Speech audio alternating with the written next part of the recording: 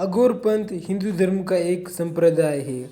इसका पालन करने वालों को अघोरी कहते हैं। अघोर पंथ की उत्पत्ति के काल के बारे में भी अभी निश्चित प्रमाण नहीं मिले हैं, परंतु इन्हें कापालिक संप्रदाय के समकक्ष मानते हैं। ये भारत के प्राचीनतम धर्म शिव साधक से संबंधित है।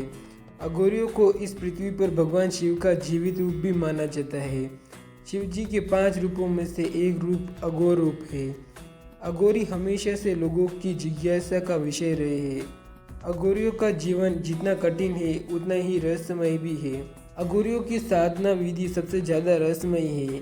उनकी अपनी शैली, अपना विधान है, अपनी अलग विद्या है।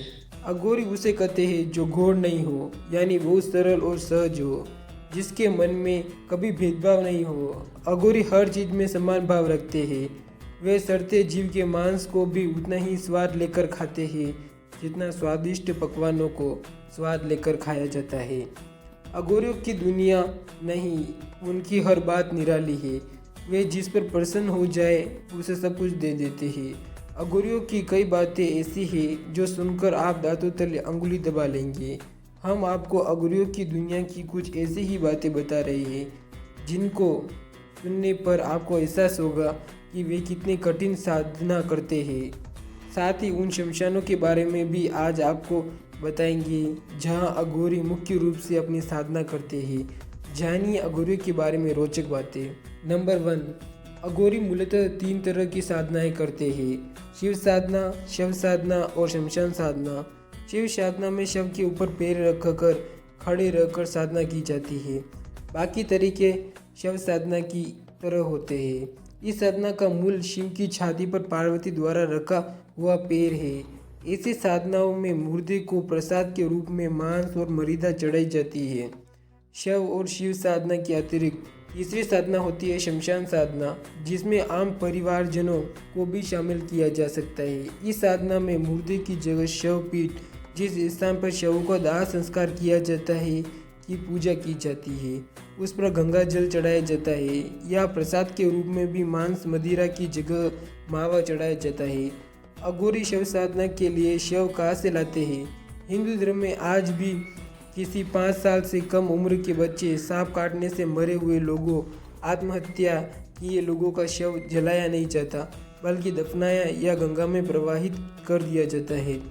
पानी में प्रवाहित ये शव डूबने के बाद हल्के होकर पानी में तैरने लगते हैं। अक्सर अघोरी तांत्रिक इन्हीं शवों को पानी से ढूंढकर निकालते और अपनी तंत्र सिद्धि के लिए प्रयोग करते हैं। नंबर 2, बहुत कम लोग जानते हैं कि अघोरियों की साधना में इतना बल होता है कि वो मुर्दे से भी बात कर सकते हैं। ये बातें पढ़ने सुनने में भले ही अजीब लगे, लेकिन इन्हें पूरी तरह नकारा भी नहीं जा सकता। उनकी साधना को कोई चुनौती नहीं दे सकता। अघोरियों के बारे में कई बातें प्रसिद्ध हैं, जैसे कि वे बहुत ही हठी होते हैं। अगर किसी बात पर अड़ जाए तो उसे पूरा किए बगैर नहीं छोड़ते। गुस्सा हो जाए तो किसी भी हद तक जा सकते हैं।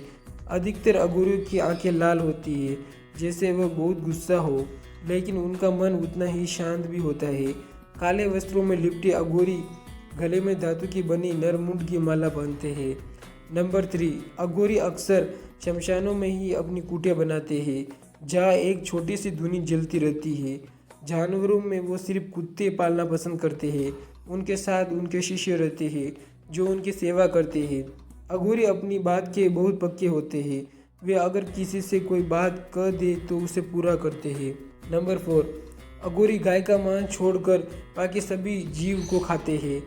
मानव मल से लेकर मुर्दे का मांस तक अघोर पंथ में शमशान साधना का विशेष महत्व है, इसलिए वे शमशान में रहना ही ज़्यादा पसंद करते हैं।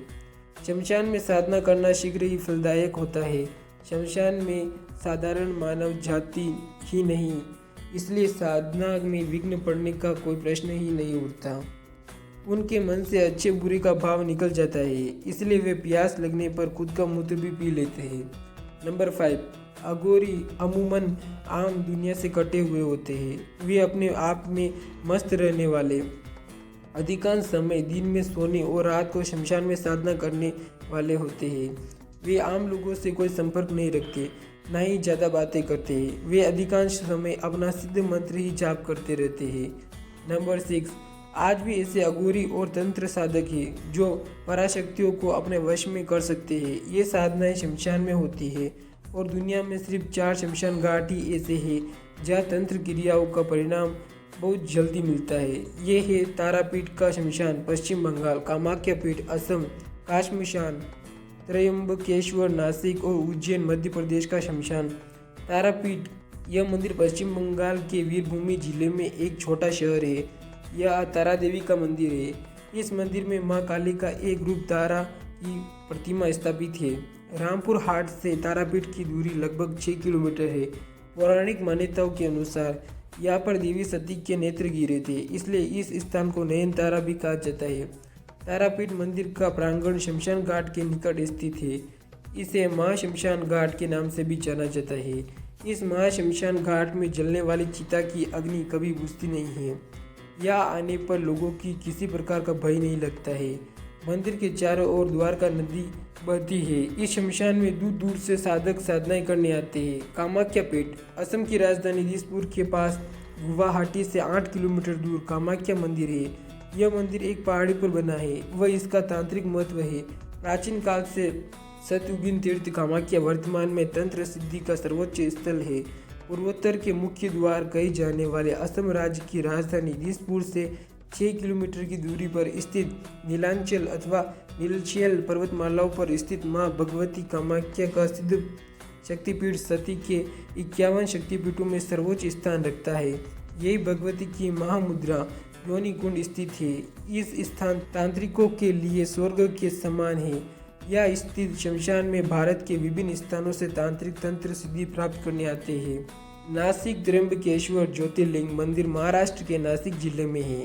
यहाँ के ब्रह्मगिरी पर्वत से गोदावरी नदी का उद्गम है। मंदिर के अंदर एक छोटे से गड्ढे में 3 छोटे छोटे लिंग हैं। ब्रह्मा, विष्णु और शिव इन तीनों देवों के प्रतीक माने जाते हैं। ब्रह्मगिरी पर्वत के ऊपर जाने के लिए 700 सीढ़ियाँ बनी हुई है। इन सीढ़ियों पर चढ़ने के बाद रामकुंड और लक्ष्मण कुंड मिलते हैं और शिखर के ऊपर पहुंचने पर गोमुख से निकलती हुई भगवती गोदावरी के दर्शन होते हैं। भगवान शिव को तंत्र शास्त्र का देवता माना जाता है। तंत्र और अघोरवाद के जन्मदाता भगवान शिव ही है। यह स्थित शमशान में भी तंत्र क्रिया के लिए प्रसिद्ध है।